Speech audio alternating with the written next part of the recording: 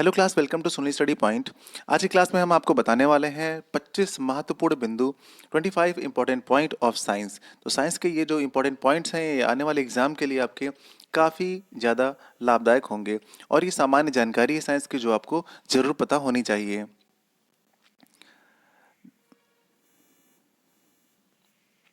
पहला पॉइंट है, सपनों के अध्ययन को क्या कहते हैं?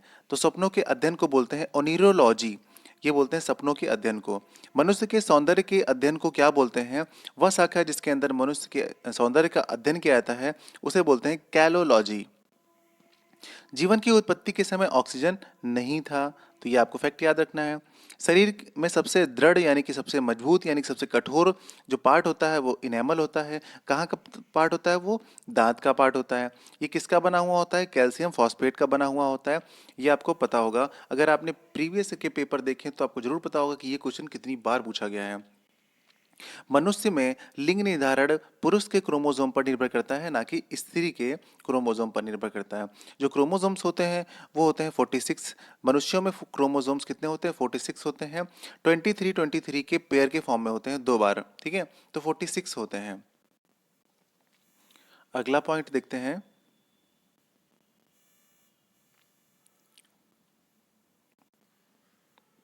सबसे तेज तंत्रिका आवेग 532 किलोमीटर प्रति घंटा होती है। तंत्रिका आवेग मतलब नर्व इम्पल्स। तो नर्व इम्पल्स की जो स्पीड होती है वो 532 किलोमीटर प्रति घंटा होती है। तो ये आपको याद रखना है।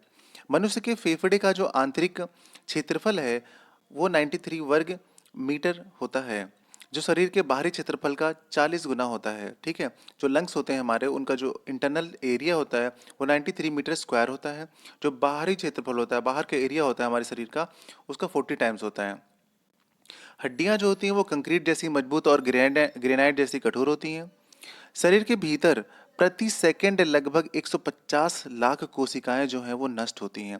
तो मतलब एक सेकंड में 150 लाख क्या होती हैं? सेल्स। जो सेल्स होती हैं वो नष्ट होती हैं।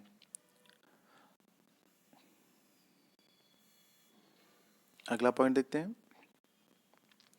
स्त्री के गर्भधारय का भार, जिसने कभी भी संतान को जन्म ना दिया हो, वो कितना होता है? 50 ग्राम होता है। और संतान को जन्म देने के बाद जो स्त्री का गर्भाशय का भार होता है वो कितना होता है? 100 ग्राम हो जाता है। जो गुर्दा होता है हमारा, गुर्दा मतलब किडनी, तो किडनी का जो भार होता है लगभग कितना होता है? 140 ग्राम होता है। ये एक्सटीशन के लिए यानी उत्सर्जन के लिए काम आता है ये अंग। तो इसका भार होता है 140 ग्राम होता है। वहीं लीवर का जो होता है वो 1.5 किलो के आसपास होता है, 1.5 केजी के आसपास होता है। एक बार सांस अंदर लेने में सामान्य वयस्क लगभग 500 मिलीलीटर हवा अंदर ले जाता है। तो एक बार सांस लेने में एक वयस्क जो होता है, मतलब नॉर्मल पर्सन होता है, वो कितनी 500 मिलीलीटर हवा अंदर ले जाता है। हृदय की रक्त पंप करने की जो क्षमता होती है वो 4.5 लीटर प्रति मिनट होती है। मतलब एक मिनट में वो 1.5 लीटर जो रक्त है उसको पंप करता है। कौन? हृदय हमारा, यानी कि हार्ट जो है वो पंप करता है ब्लड एक मिनट में 4.5 लीटर के आसपास। 14 पॉइंट देखते हैं। छोटी जो आंत होती है, स्मॉल इंटेस्टाइन जो होती है, उसकी जो लंबाई होती है लगभग 7 मीटर के आसपास होती है। जो बड़ी वाली हमारी होती है उसके 2.5 मीटर के आसपास होती है, ठीक है। और जो छोटी आंत होती है वो कितनी होती है? 7 मीटर लंबी होती है लगभग।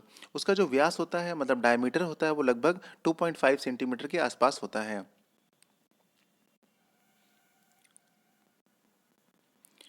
शरीर के भीतर रक्त परिभ्रमण में लगभग 23 सेकेंड का समय लगता है। जो हमारा ब्लड सर्कुलेशन होता है, पूरी बॉडी में जो ब्लड पहुंचता है, उस पूरी बॉडी में ब्लड पहुंचने में कितना? 23 सेकेंड का समय लगता है। पेनिसिलिन नामक प्रतिजैविक पेनिसिलियम नामक कवक से प्राप्त किया जाता है। मतलब जो आपका पेनिसिलिन है ये एक एंटीबायोटिक है, ठीक है। और जो पेनिसिलियम है ये आपका एक फंजाई होता है, ठीक है, उससे प्राप्त किया जाता है।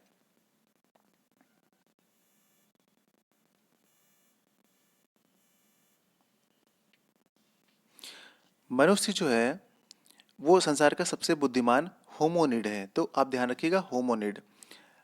एल्बाट्रास सबसे बड़ा समुद्री पक्षी है। इसका नाम है एल्बाट्रास, जिसके पंख का फैलाव जो है 10 से 12 फीट तक है। मनुष्य के शरीर में लगभग 50 लाख बाल होते हैं। प्लेसेंटा बनने के आरंभ के समय HCG हार्मोन काफी मात्रा में स्त्रावित होकर मूत्र में उत्सर्जित होने लगता है। इसी समय मूत्र की जांच की जाती है, तो इस हार्मोन की उपस्थिति के कारण गर्भधान की जांच की जाती है। मतलब जो प्रेगनेंसी की जांच की जाती है वो प्लेसेंटा बनने के कारण होता है, जिसमें एचसीजी हार्मोन काफ़ी मात्रा में ज़्यादा रिलीज हो जाता है, तो उसी की प्रेजेंस में इसकी जांच की जाती है। ठीक है, एच सी जी आपको ध्यान रखना है, एच सी जी। और एक है आपका प्लेसेंटा, ये एच सी जी का फुल फॉर्म आपको ध्यान ध्यान रखना है, एच सी जी। ठीक है, एच एच मतलब होता है ह्यूमन, सी मतलब होता है क्रोनियन, जी मतलब होता है गैनोडोट्रोपिन। ठीक है, तो ये इसका फुल फॉर्म होता है।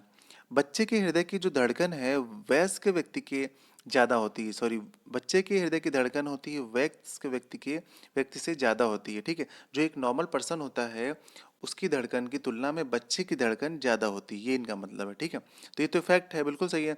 लेकिन एक जो बच्चे की धड़कन होती है वो होती कितनी है, 120 से लेकर के वो होती है 180 बार। कब? 1 मिनट में। तो प्रति मिनट में वो 120 से 180 बार धड़कता है। वही बात की जाए अगर वयस्क व्यक्ति की यानी कि नॉर्मल ह्यूमन की, तो 72 बार हार्ट बीट होता है 1 मिनट में। और पूरे दिन में बात करिए तो 1 लाख बार धड़कता है। ठीक है, 1 लाख बार पूरे दिन में बात की जाए तब। ठीक है, लेकिन बच्चे की कब होती है, 1 मिनट में 120 से 180 बार धड़कन होती है प्रति मिनट। ओके, पॉइंट नंबर 22, एक बार सांस लेने की क्रिया 5 सेकंड में समाप्त हो जाती है। 2 सेकंड में क्या होता है, देखिए, निःश्वसन होता है। और 3 सेकंड में क्या होता है, उच्च श्वसन होता है। तो ये दोनों प्रोसेस कंप्लीट हो जाते हैं हमारे 5 सेकंड में। मनुष्य के शरीर में रुधिर प्रतिदिन लगभग 350 लीटर ऑक्सीजन शरीर की कोशिकाओं तक पहुंचाता है। इसमें 97% आपका जो हीमोग्लोबिन द्वारा ले जाया जाता है, और बाकी जो 3% बचता है उसे लेके जाते हैं प्लाज्मा। तो प्लाज्मा द्वारा उसको क्या किया जाता है, संचारण किया जाता है उस ब्लड को। ठीक है, तो यहाँ पे देखिए हीमोग्लोबिन द्वारा ले जाया जाता है। ठीक, तो हीमोग्लोबिन क्या होता है, हीमोग्लोबिन के दो पार्ट होते हैं, एक होता है हीमा, एक होता है ग्लोबिन। ठीक है, तो हीमा जो होता है एक डाई होता है, मतलब एक रंजक होता है, इसके थ्रू कलर आता है। और जो ग्लोबिन होता है ये एक आयरन प्रोटीन होता है जिसका नाम होता है हीमैटिन। ठीक है, तो ये दोनों जो ये पूरा पूरा मिक्सचर होता है हीमोग्लोबिन, तो हीमोग्लोबिन के कारण इसका कलर रेड होता है, और साथ ही ऑक्सीजन को लेकर जाता है और CO2 को वहाँ से लेकर आता है।